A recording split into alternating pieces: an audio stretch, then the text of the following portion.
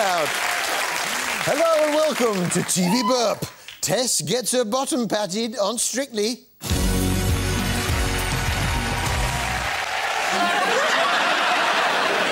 Bearded lady on Signed by Katie Price. Because of what's happened, obviously, the arguing. And Blasphemous Abbey on Downton. Good God Almighty. Hang on a sec, where's my to-do list? I had a list of things I need to do on a pad. What's got into her?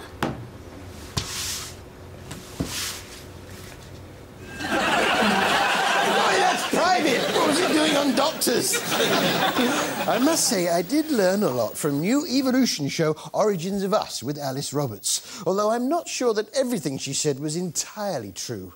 In order to be a good runner, you have to have a good, strong butt. You cannot run very easily as a biped without a big gluteus maximus. So, the muscles in my bottom, your bottom... That's not my bottom! Yeah, all right. Remind me later. Alice told us all about the differences between us and our distant ancestors, particularly how our feet have evolved to help us to walk upright. His great toe, his big toe, is out to the side like that, so it makes his feet look like hands.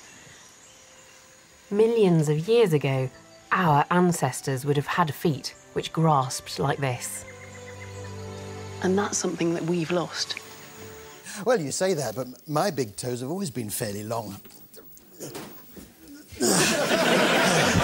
I'll just take my slippers off and I'll show you. I used to be able to peel a... let me just see if I can...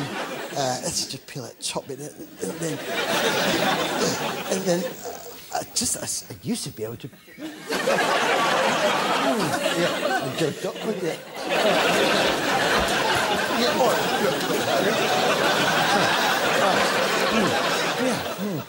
Alice then told us all about an important old fossil.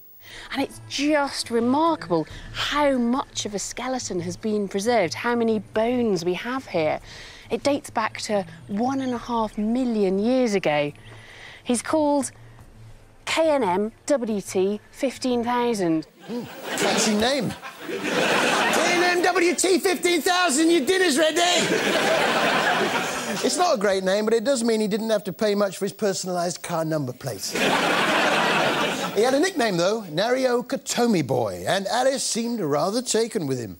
Just look at the length of these legs. It is stunning. If I put my leg down beside Nario Katomi Boy's leg, you can see that it's practically the same length.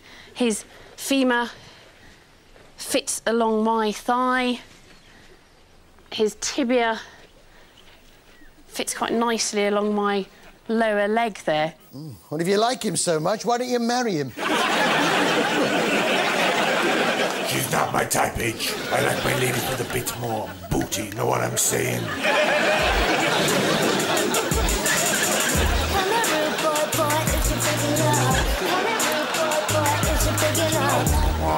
What you want, give it to me, baby, like a boom, boom, boom. What I want is what you want. Come here, rude boy, is you big enough? Come here, rude boy, is you big enough?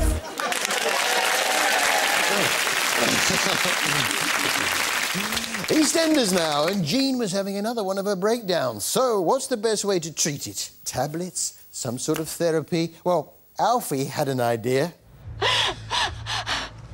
I have to fight just to get through every day, Alfie. And still I lose. And still get it wrong. Come on, it's all right. It's all right.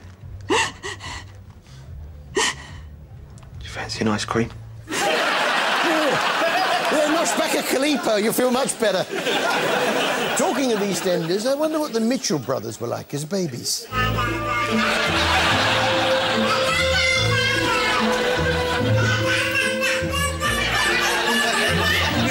A bit like that, I suppose. Yes, it's Stephen Fry's Planet Word. Stephen Fry, Stephen Fry. He's the chief presenter of QI. When I see Stephen Fry, it's hello and not goodbye. But if I'm in a hurry, perhaps I'll just say hi. Come on and don't be shy. Sit down and share a pie. He's the cleverest man in the whole world. His name is Stephen Fry.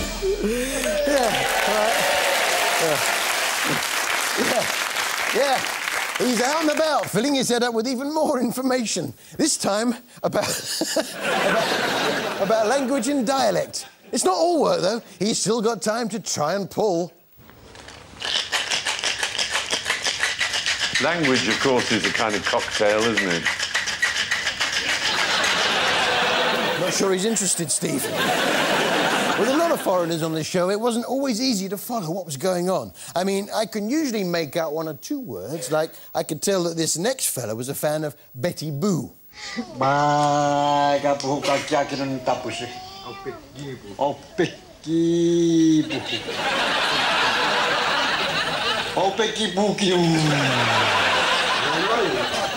Boo. And then some of them were just really happy to just say, hello.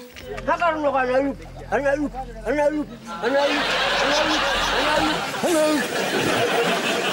This week, Steve taught us all about reading and writing and the basic building blocks of any language, the alphabet. You probably learned to read and write as I did, by using letter tiles, or you had those sort of strips of paper around your primary school classroom with A for apple and B for bear and C for cart horse or whatever it was. But the amazing thing about the system of an alphabet is you don't have to learn symbols. You just learn these individual letters that make the sounds. And once you do, anything is possible. You can just make up all kinds of fantastic phrases. I adore playing with... Oh, look what we can have here. Playing with letters and words. Me too. I love playing with letters. There we are. And move that onto there. And, oh, what have we got here? I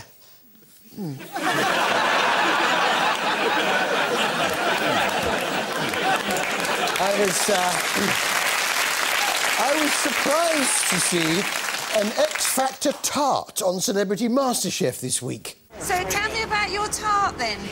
It's just so easy. No, it's not that easy. Don't tell him it's It's easy. dead easy, absolutely dead easy, and...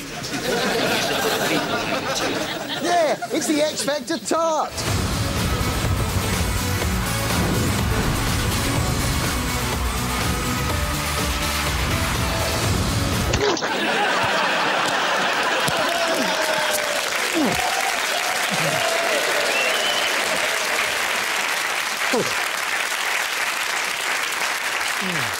That rare thing, an X Factor tart. And I must say, I did enjoy the opening song. All the contestants sang together.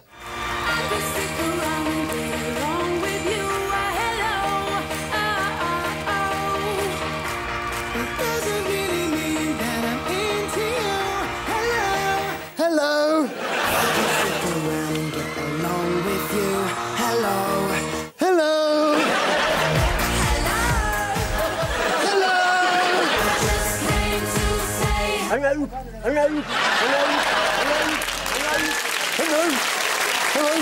Yeah.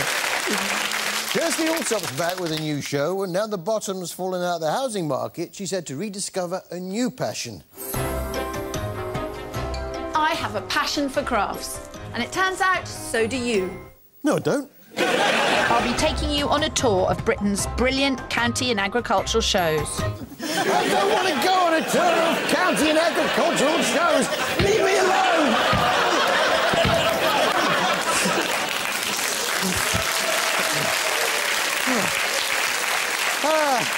I do love to wind Kirsty up, though. Where the hell are all my spatulas?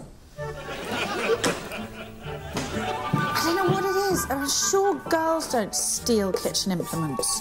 My boys just put it to totally alien use. I've got 3 spatulas and none of them are there. Oh, I do love winding her up. One day she'll get me back, I suppose.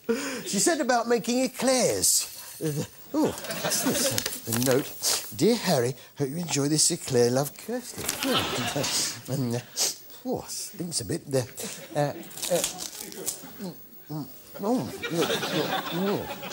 Oh, those are mine. Those are Loretta's. One looks like Eclairs, the other looks like dog poos. Oh, dear. I usually try and get me back, so that's 1 all. Kirsty ended up going to the Devon County show on a Todd, but soon made herself a friend, a beekeeper, complete with his own swarm of bees. This was a swarm that I picked up maybe about a month ago. When you say it was a swarm that you picked up, yes. It was a swarm that you bought from someone? No, it was on a lady's bush. Gonna turn nasty. I've heard of beards made from bees, but never. Anyway, it keeps his bees for the honey, which begged the question... Why do bees make honey? Because they can't carry the jars home from Londis. Always keen to get involved, Kirsty donned the beekeeper's garb and got stuck in. One of the big attractions here is the bee and honey tent. Inside are dozens of competitions, but out back I've been zipped into a white boiler suit, taped at the legs and given a pair of marigolds to wear.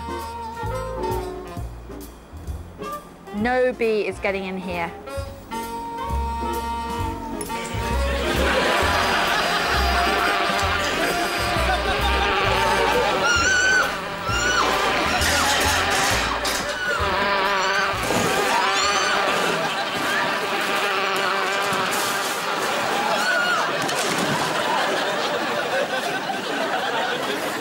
Oops. Sorry, Kirsty. I think that's 2-1, don't you?